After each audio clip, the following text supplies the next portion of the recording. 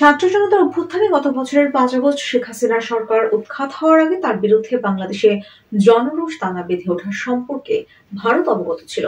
ভারতের পররাষ্ট্রমন্ত্রী এস জয়শঙ্কর গত শনিবার নয়াদিল্লিতে পররাষ্ট্র মন্ত্রণালয় বিষয়ক পরামর্শ কমিটির এক বৈঠকে এই কথা বলেন। জয়শঙ্কর পার্লামেন্ট সদস্যদের আরো বলেন, শেখ হাসিনাকে প্রভাবিত করার মতো যথেষ্ট ক্ষমতা না থাকায় তাকে শুধু পরামর্শ দেয়া ছাড়া তেমন কিছু করার পরিস্থিতিতে ভারত ছিল না। দ্য হিন্দু জানতে পেরেছে, জয়শঙ্কর ইঙ্গিত দেন অন্যান্য প্রধান অংশীদারের মতো ভারতও বাংলাদেশের ভেতরে উত্তাল পরিস্থিতির সম্পর্কে অবগত ছিল।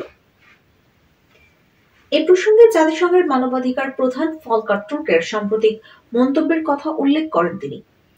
তুর্কের মন্তব্যে দাবি করা হয়, হাসিনা বিরোধী বিক্ষোভ চলাকালে নিরস্ত্র বিক্ষোভকারীদের সঙ্গে বিরোধে না জড়াতে বাংলাদেশ সেনাবাহিনীকে জাতিসংঘ সতর্ক করেছিল। বলা হয়েছিল, এই ধরনের পদক্ষেপ জাতিসংঘকে সেনাবাহিনীর শান্তিরক্ষা কার্যক্রম থেকে নিষিদ্ধ করতে উৎসাহিত করবে। ভারতের পররাষ্ট্র মন্ত্রণালয় বিষয়ক পরামর্শ কমিটির সদস্যরা দেশটির পররাষ্ট্রনীতি নিয়ে খোলামেলা আলোচনার জন্য জয়শঙ্করের সঙ্গে ওই বৈঠক করে। বৈঠকে প্রতিবেশী দেশগুলো, বিশেষ করে বাংলাদেশ, মিয়ানমার, মালদ্বীপ, শ্রীলঙ্কা ও পাকিস্তানের পরিস্থিতি নিয়েও আলোচনা প্রাধান্য পায়। দ্য হিন্দুর প্রতিবেদনে বলা হয়, বাংলাদেশের অন্তর্বর্তী সরকার ভারতের সঙ্গে আলোচনা শুরু করলেও শেখ হাসিনাকে ভারত আশ্রয় দেয় ঢাকা দিল্লি সম্পর্কে উত্তেজনা রয়ে গেছে। মোদি ইউনুস বৈঠক আয়োজনের অনুরোধ বিবেচনা করা হচ্ছে। এদিকে পিটিআই জানিয়েছে, জয়শঙ্কর সংসদীয় প্যানেলের বৈঠকে বলেছেন, বঙ্গোপসাগরীয় সহযোগিতা সংস্থা বিমস্টেকের আসন্ন শীর্ষ সম্মেলনের ফাঁকে অন্তর্বর্তী সরকারের প্রধান উপদেষ্টা অধ্যাপক মোহাম্মদ ইউনুসের সঙ্গে ভারতের প্রধানমন্ত্রী নরেন্দ্র মোদীর বৈঠক আয়োজনে বাংলাদেশের অনুরোধ বিবেচনা করা হচ্ছে। সূত্র বলছে, বৈঠকে জয়শঙ্কর ইঙ্গিত দেন, ব্যাংককে আগামী 2 থেকে 4 এপ্রিল অনুষ্ঠেয় বিমস্টেক সম্মেলনে নরেন্দ্র মোদী যোগ দিতে পারেন। তবে তার সফরের বিষয়টি বৈঠকে নিশ্চিত করেননি তিনি। জয়শঙ্কর জানান, প্রধানমন্ত্রী মোদী আগামী মাসে শ্রীলঙ্কা সফরে যাবেন।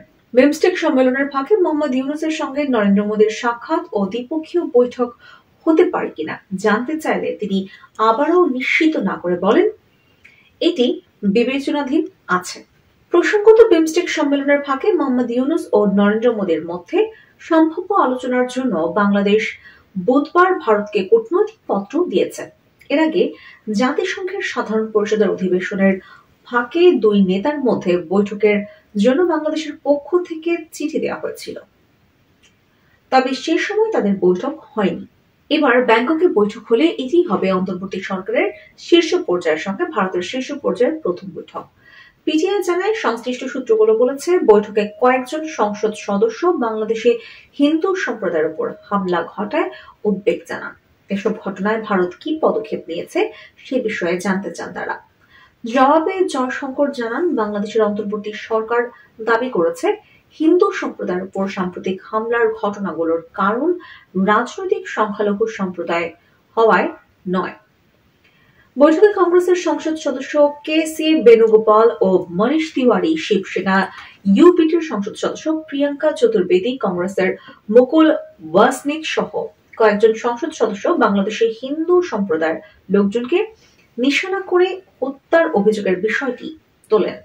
এই প্রসঙ্গে পররাষ্ট্রমন্ত্রী বলেন, ভারত সরকার বাংলাদেশের অন্তর্বর্তী সরকারের বিভিন্ন পর্যায়ের যোগাযোগ করে এই বিষয় তুলে ধরেছে। ভারত সরকার এই নিয়ে যোগাযোগ অব্যাহত রেখেছে। পররাষ্ট্রমন্ত্রী জানান, পরবর্তী কোনো একদিন পাকিস্তান ও চীন বিষয়ে পৃথকভাবে কথা বলবেন তিনি।